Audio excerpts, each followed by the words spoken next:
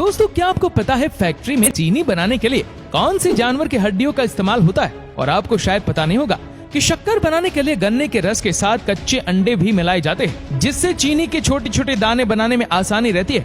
दोस्तों, क्या आप जानते हैं फैक्ट्री में चीनी यानी कि शक्कर कैसे बनती है? चलिए जानते हैं चीनी बनाने की पूरी प्रोसेस के बारे में। दोस्तों, वीडियो अंत तक देखिए और पसंद आए तो शेयर जरूर करें। दोस्तों, चीनी बनने की शुरुआत होती है गन्नों की फसल की शुगर फैक्ट्री में पहुंचने से, क्योंकि चीनी मुख्य रूप से शुगर कैन यानी गन्नों से बनती है। इसलिए ट्रक या ट्रॉली में लोड करके गन्ने फैक्ट्री में पहुंचते हैं, जहां पर उन्हें क्रेन मशीन की सहायता से अनलोड किया जाता है यानी उतारा जाता है और इसे श्रेडर मशीन में भेजते हैं। यह मशीन कुछ ही समय में गन्नों को कट करके बारीक पाउडर में बदल देता है। लेकिन यहाँ उसका जूस नहीं निकलता। अब जो हमें फाइबर मिलता है, इस फाइबर को लाइन से एक के बाद एक लगी रूरल मिल की बीच में से गुजारते हैं, जिससे फाइबर में मौजूद एक एक बूंद जूस को निकाल लिया जाता है। 2-3 रोलर से गुजरने के बाद इसमें गर्म पानी डालकर फिर से रूरल की बीच में से गुजरती है। इस तरह से 99% तक जूस निकल जाता है। अब इस फाइबर को मशीन की सहायता से छान कर अलग कर लेती है, जिसे बेजेसिस कहते हैं। लेकिन ये बेजेसिस वेस्ट नहीं होता, बल्कि इसे जलाकर ही फैक्ट्री की सारी ऊर्जा और बिजली बनाई जाती है। इस तरह से फैक्ट्री ऊर्जा के लिए आत्मनिर्भर हो जाती है। अब इस प्रोसेसर से निकले जूस को छानकर बड़े बड़े टैंक में इकट्ठा कर लेते हैं, जिसे हम रो जूस कहते हैं। अब इस रो जूस को लैब टेस्ट के लिए भेजते हैं, जहां पर उसका केमिकल कंपोजिशन और शुगर कंटेंट चेक किया जाता है।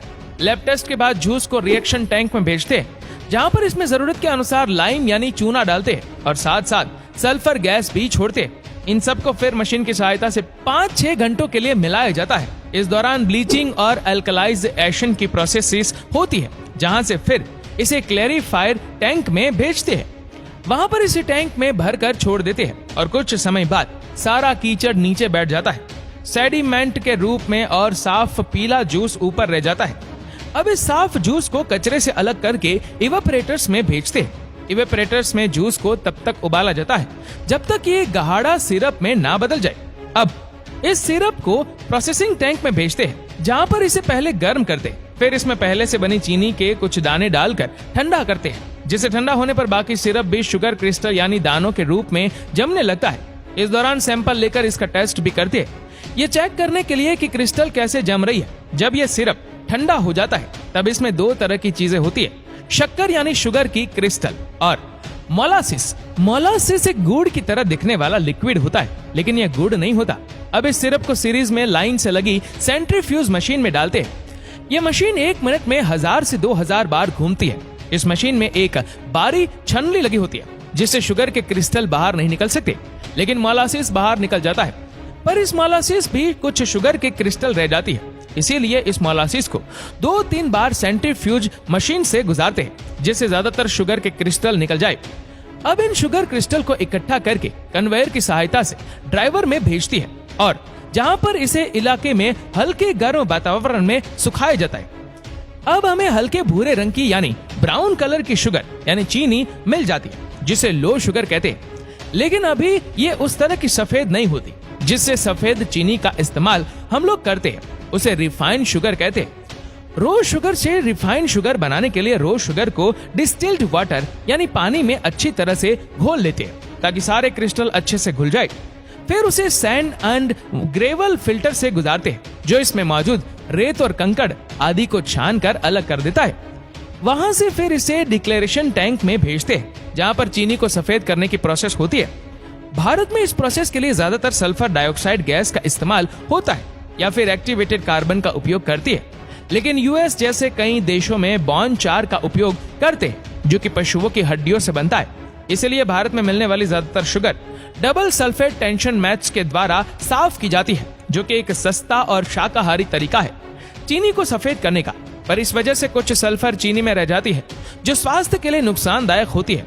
इसलिए आपने सल्फर फ्री शुगर के बारे में सुना होगा, जो कि एक्टिवेटेड कार्बन या फिर बूंद के द्वारा बनाई जाती है। इस दौरान टैंक में मौजूद सल्फर डाइऑक्साइड या फिर एक्टिवेटेड कार्बन सारी कलर को एब्जॉर्ब कर लेता है यानी सूख लेता है और एक क्लियर सफेद लिक्विड बन जाता है, जिसे फिर वैक्यूम में भेजती है, जो इसमें मौजूद पानी को गर्म करके निकाल देता है और एक गाढ़ा सिरप बन जाता है। इस सिरप में कुछ चीनी के दाने डालकर ठंडा करती है, जिसे ठंडा होने पर ये शुगर क्रिस्टल यानी दानों के रूप में जमने लगता है।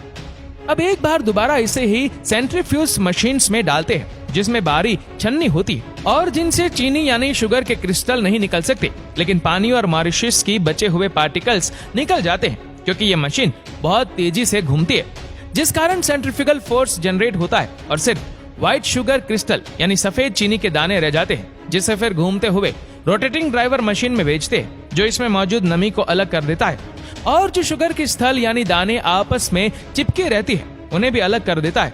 फिर इसे बड़ी बड़ी वाइब्रेट करती हुई छानियों के द्वारा छान कर इसे स्टोरेज टैंक में भेजते हैं, जहाँ पर हजारों टन शुगर को रखा जाता है, जहाँ से फिर इससे ऑटोमेटिक फिलिंग मशीन के द्वारा प्लास्टिक बैग्स में भरी जाती है और इसके ऊपरी सिरे को सीकर पैक कर देती है, जहाँ से फिर से ट्रांसपोर्ट किया जाता है।